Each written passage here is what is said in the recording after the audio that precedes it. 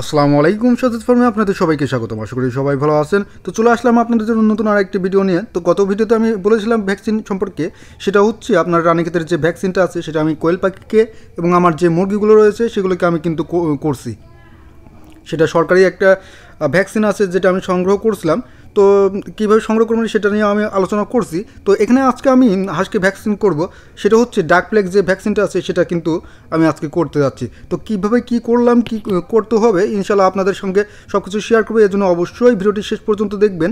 আর তার আগে যারা আমার চ্যানেলটি এখনও সাবস্ক্রাইব করেন নাই অবশ্যই সাবস্ক্রাইব করে নেবেন, যাতে করে আপনার নতুন ভিডিওগুলো দেওয়া মাত্রই আপনারা সবার আগে দেখতে পারেন। আর যারা সাবস্ক্রাইব করে রেখেছেন তাদেরকে তো অসংখ্য অসংখ্য ধন্যবাদ। তো চলুন এবার মূল আলোচনায় চলে যাই। প্রথমে আপনাদের ভ্যাকসিনটি সংগ্রহ করতে হবে। এটা আপনি সরকারি যে পশু হাসপাতাল আছে সেটা আমি গত ভিডিওতেও বলছি, পশু হাসপাতাল থেকে আপনারা এই ভ্যাকসিনটি সংগ্রহ করতে পারবেন। এটা 100 হাঁসের একটি ফাইল। এটা আপনার প্রায় 30-35 টাকা এরকম নিতে পারে। এটা সরকারি ভ্যাকসিন, যেহেতু দাম কম, কিন্তু আপনার মানে কিন্তু অনেকটাই ভালো। তো অবশ্যই আপনারা মেয়াদ দেখে নিয়ে আসবেন, মেয়াদ উত্তীর্ণ হলে অনেক সময় কাজ করে না। তো ভ্যাকসিনটা নিয়ে আসার পরে আপনাদের একটা সিরিঞ্জ লাগবে, যেটা দিয়ে আপনি ভিতরে পানি ইনজেক্ট করতে পারবেন, অর্থাৎ পিওর যে ওয়াটারটা রয়েছে সেটা ইনজেক্ট করতে পারবেন।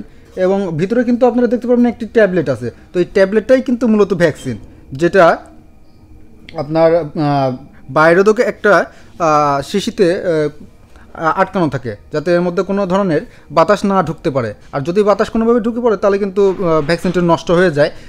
আপনারা দেখতে পারবেন অনেক সময় নষ্ট ভ্যাকসিন আসলে সেটা কিন্তু আগের থেকে গলে যায়।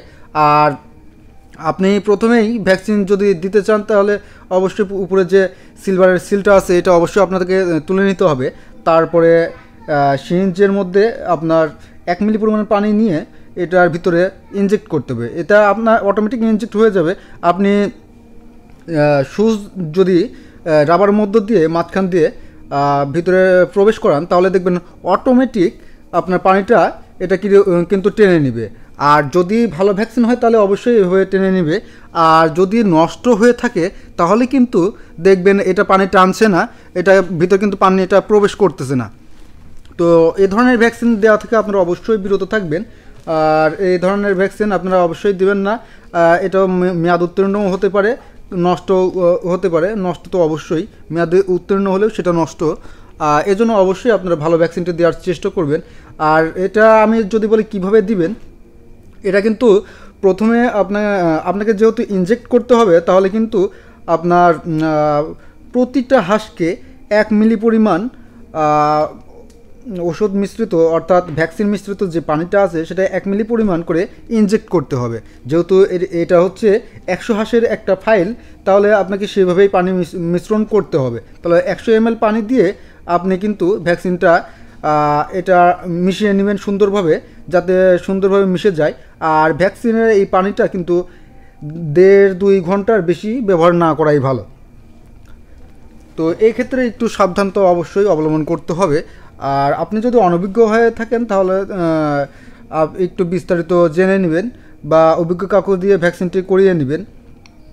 আর এই ভ্যাকসিনটি করালে আপনি কিন্তু অনেকটাই উপকৃত হবেন না, হাঁসের এই ডাক প্লেগ রোগটা থেকে অনেকটাই সংক্রমিত হওয়ার হার কমে যাবে। অর্থাৎ আপনার রোগ প্রতিরোধ ক্ষমতাটা তার কিন্তু বেড়ে যাবে।